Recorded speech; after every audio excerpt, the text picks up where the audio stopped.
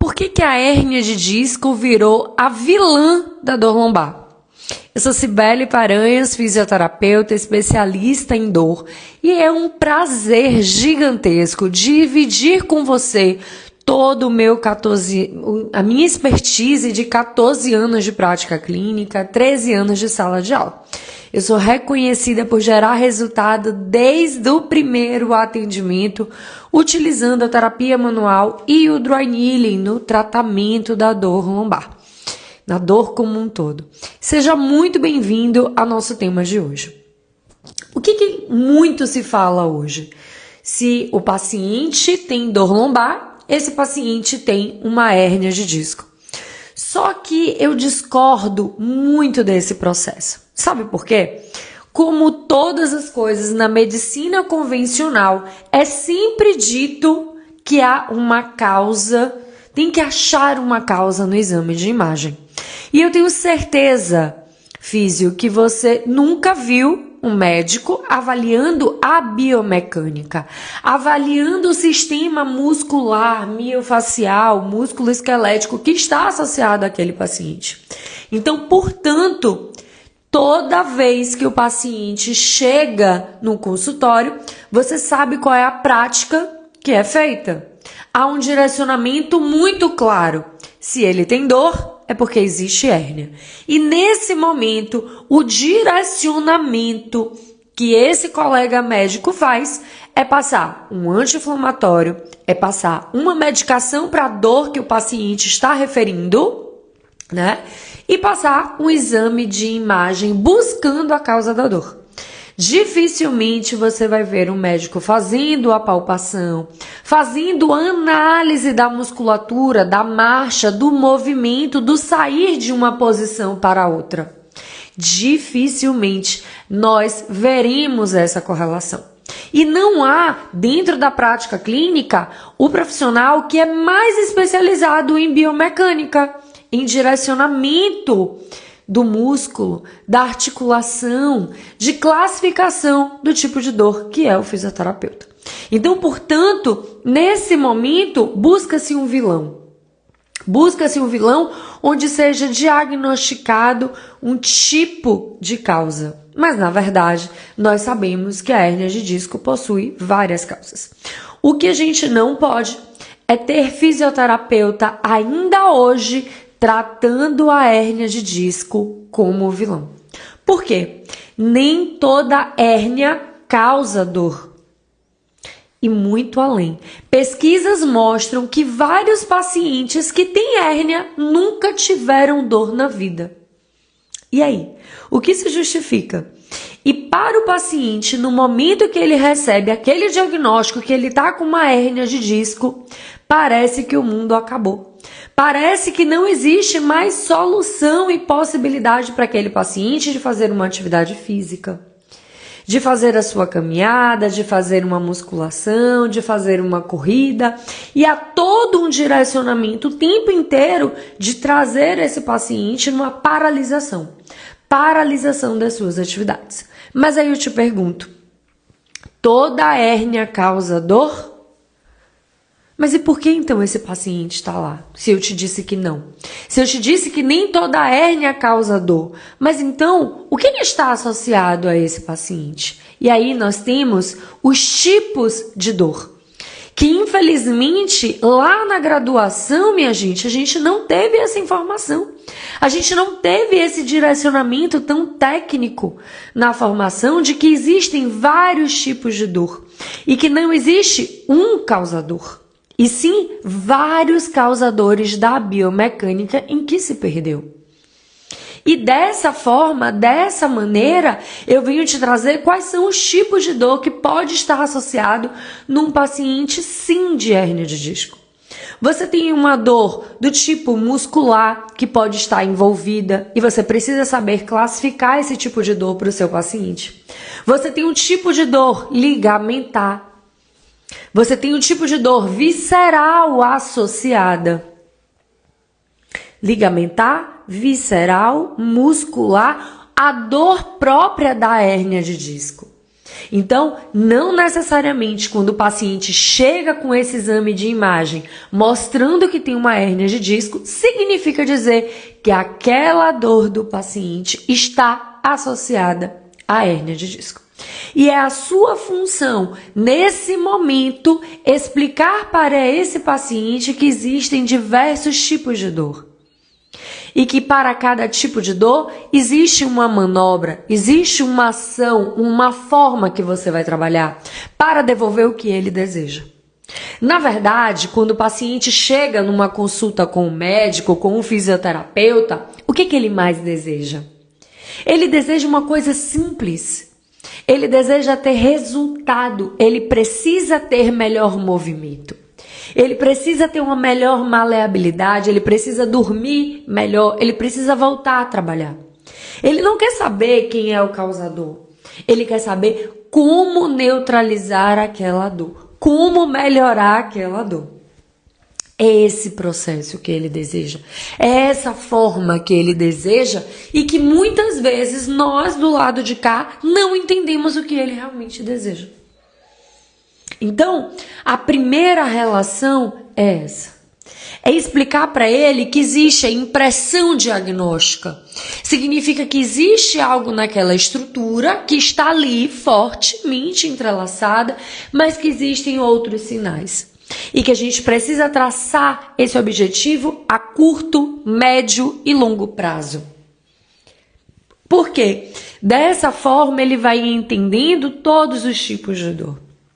E quantas vezes você não recebeu um paciente na sua prática clínica que simplesmente você olhava a imagem dele, olhava para o paciente e clinicamente eles eram completamente diferentes. O paciente era muito pior no exame de imagem do que na clínica.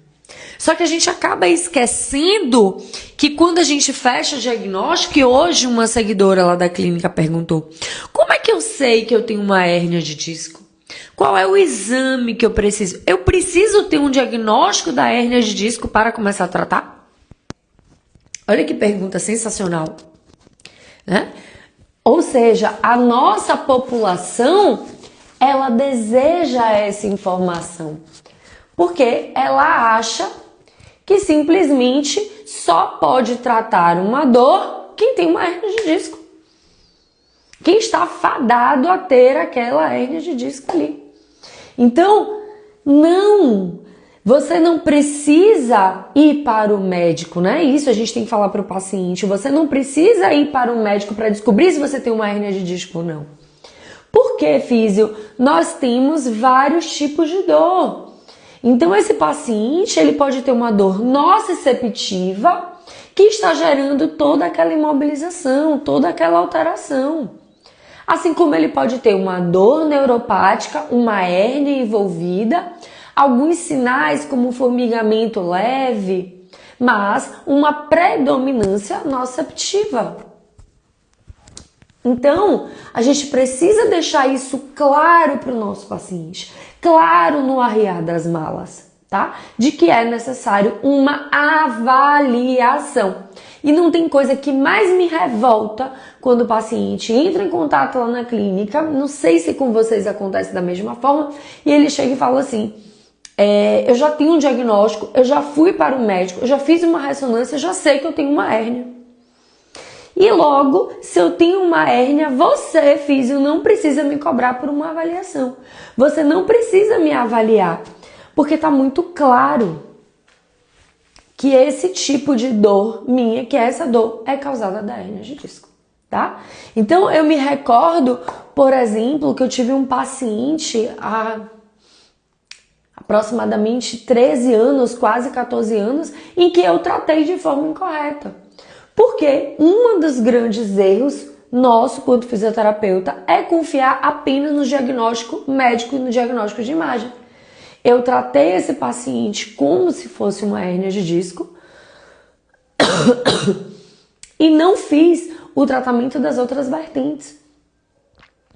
A ausculta do corpo dele tinha me chamado para próstata e testículo e eu ignorei. Eu fui, objetivamente apenas para a hérnia de disco. Eu esqueci a cicatriz, desse paciente. Eu esqueci de avaliar o pé, que teve uma lesão lá atrás com fixação.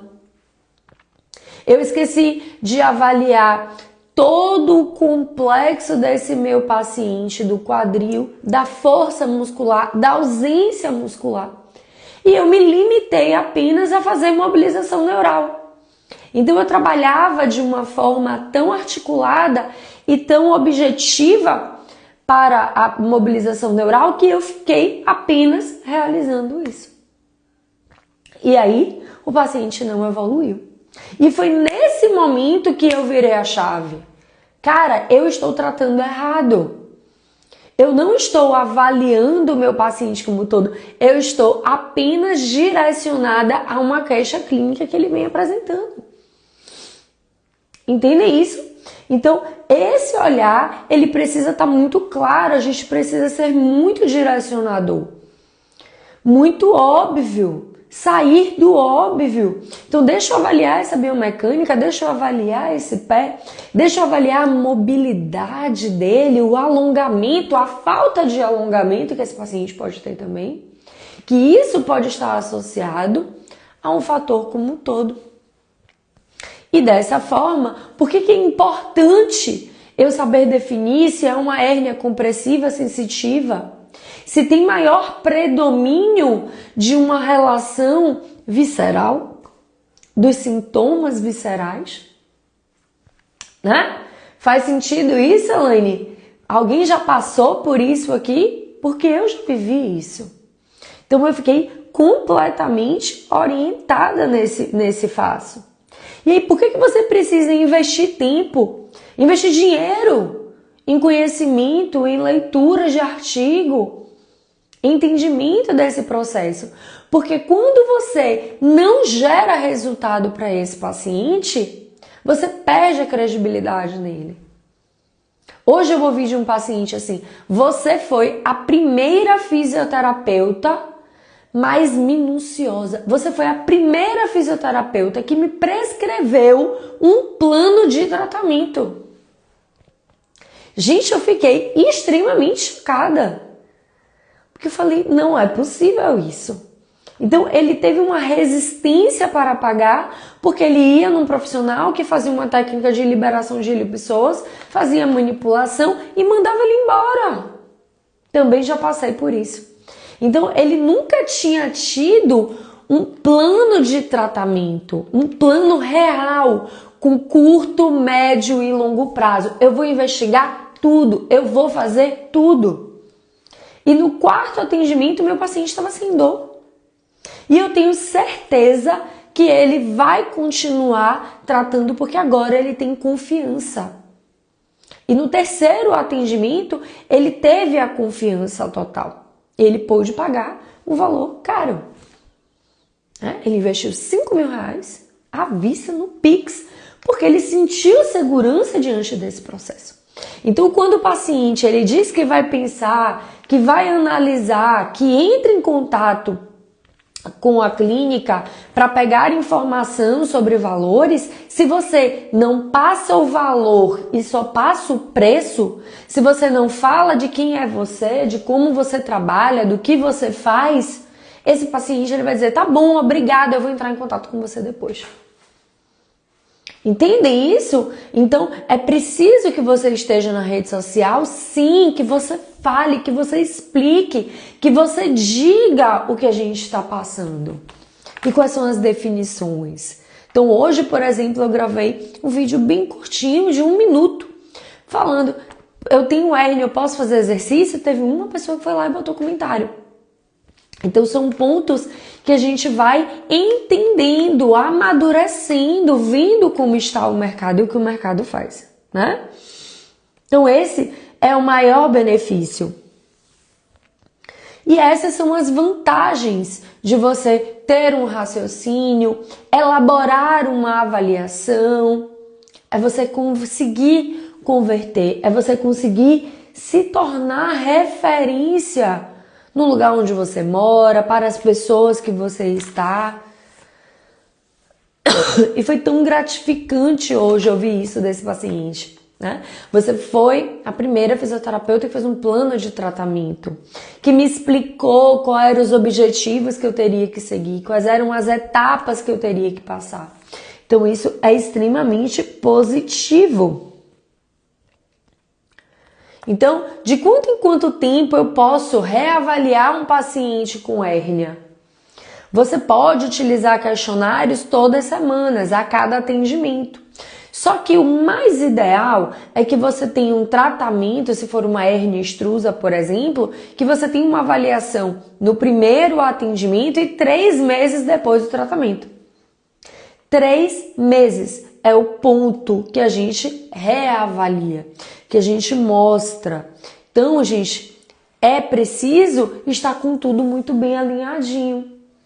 Passar para o nosso paciente o que a gente deseja. E isso o conhecimento nos dá. A estratégia, o direcionamento, a explicação. Na semana passada eu tô com vários pacientes de hérnia extrusa, assim, vários. E aí meu paciente chegou bem irritado. Falou assim, olha, eu tô muito irritado porque eu ainda sinto dor, eu ainda acordo com muita dor, eu ainda sinto muito desconforto ao escovar os dentes.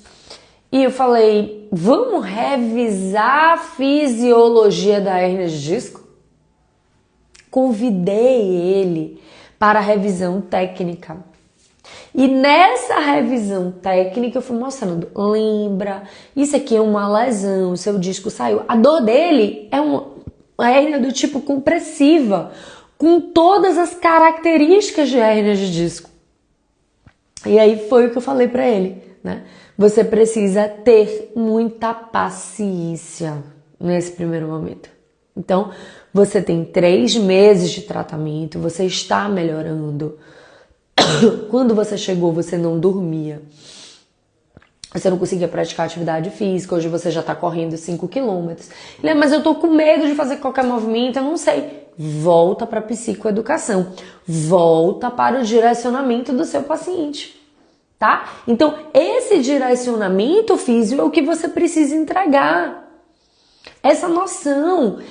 Olha, vai acontecer isso, a sua sintomatologia ela tem que diminuir dessa forma, nessa janela, nesse intervalo de tempo. Então, é nesse parâmetro que o seu paciente precisa ser direcionado. Ok?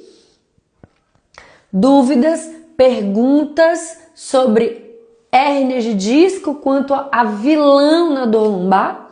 Quero muito ouvir sua pergunta. Se você está vendo aqui no gravado, coloca aqui embaixo.